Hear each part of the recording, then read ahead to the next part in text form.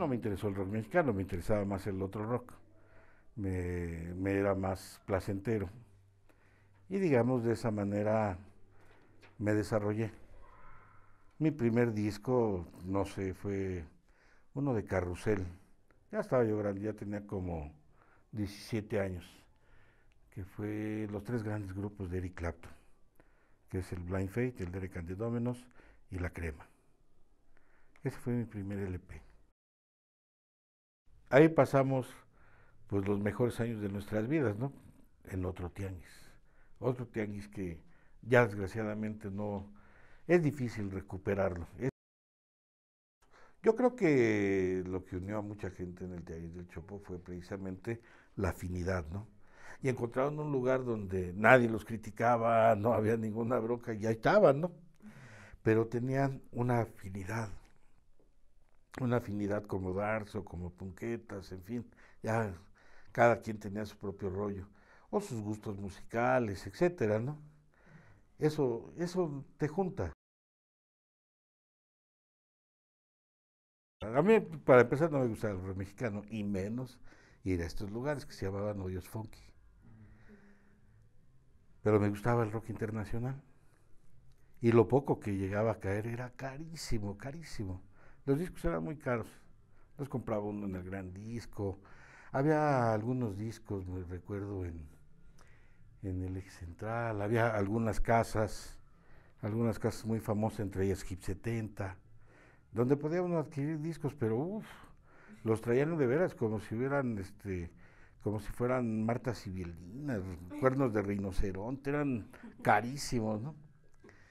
Pero los pocos que llegué a adquirir, pues los tenía como joyas, ¿no? Como joyas, que precisamente el primer día del tianguis, ya se los contaré, pues cometí mi error más grave en el tianguis. Pero ahí tenía los discos, ¿no? Y era impensable un lugar de rock, era impensable.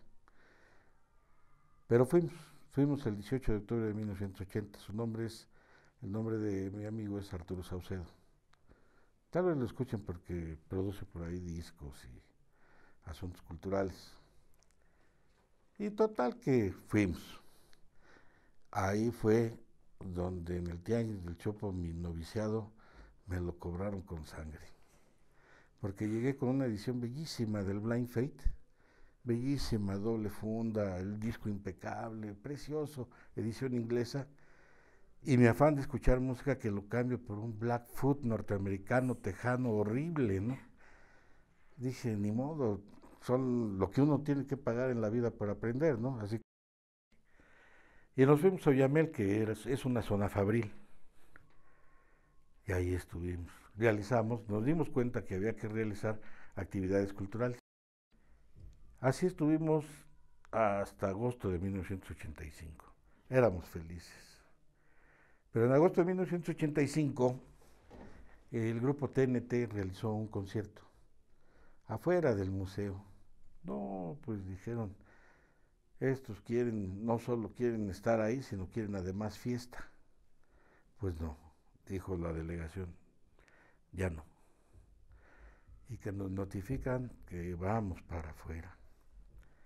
¿Qué hacer, no? Ahora sí que era el único lugar en la ciudad. Bueno, ¿y quién hace el Tianguis del Chopo? Pues todos los que están aquí, ¿no?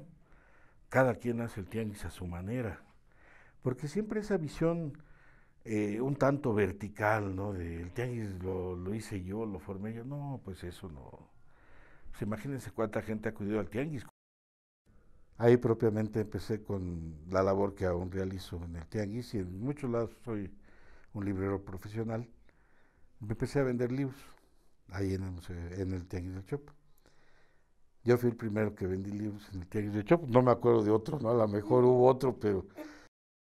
¿Qué era una de las cosas más importantes del Tianguis del Chopo? La singularidad. Era algo que no había en ningún lado. De Latinoamérica, de veras, sería sorprendente, es sorprendente ver cómo llegaban Héroes del Silencio, o Café Tacuba, o o Escape de España, o estos colombianos, los de Bolero Falaz, perdón, Aterciopelados de Colombia, sí, era impresionante cómo ellos llegaban al tianguis, sí, querían tocar en el tianguis, porque el tianguis tenía un prestigio muy fuerte, muy fuerte. O sea, la cultura deja más que el lucro. Y el tianguis del Chopo se forma a partir del gusto musical. O sea, no hay tianguis del Chopo sin el rock. Ahora ya venden pantalones y otras cosas, pero la verdad, el tianguis del Chopo era el rock. No había otra cosa.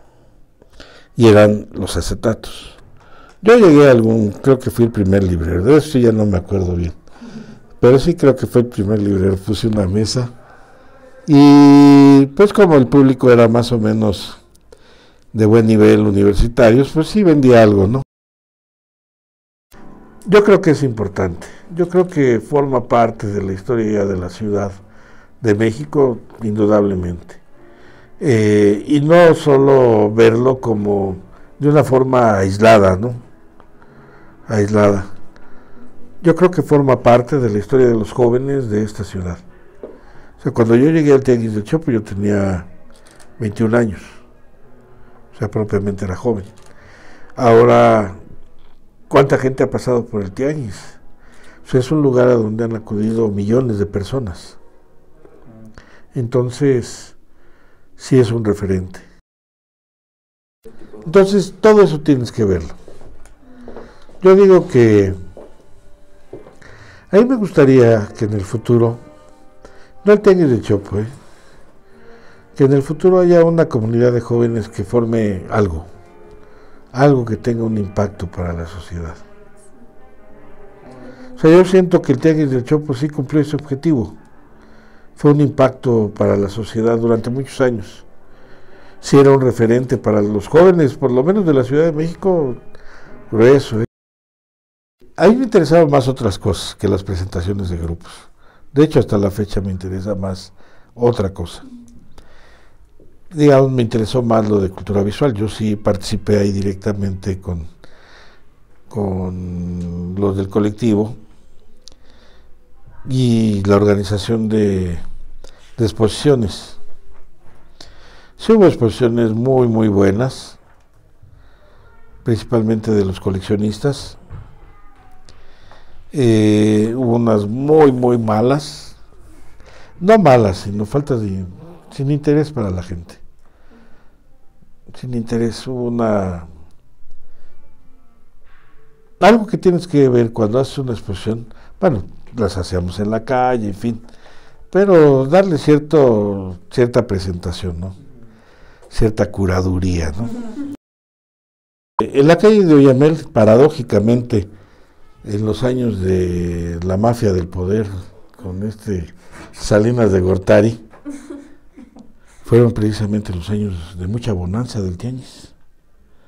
La estabilidad del lugar, por un lado, nos permitió una cierta bonanza. Y ahí es lo que ustedes pueden ver en la historia, que es el establecimiento de una proyección cultural. O sea, se dijo en algún momento en las asambleas, ¿qué tenemos que hacer? Bueno, lo que tenemos que hacer indudablemente es tener una fachada cultural. Porque bueno, nos rompimos la cabeza para ponerle el nombre, ¿no? Y dijimos Tianguis Cultural del Chopo. Ya era Tianguis del Chopo, pues, ¿qué nombre le ponemos? Y fueron horas pensando, ¿no? Hasta que le pusimos Tianguis Cultural del Chopo. Y había que justificar el nombre por un lado, y por otro, el tener todo un trabajo cultural, sabíamos que nos iba a permitir un mayor margen de negociación, ¿no? Y de menos broncas. Y así es como empiezan a crear los espacios, ya en la calle de Aldama.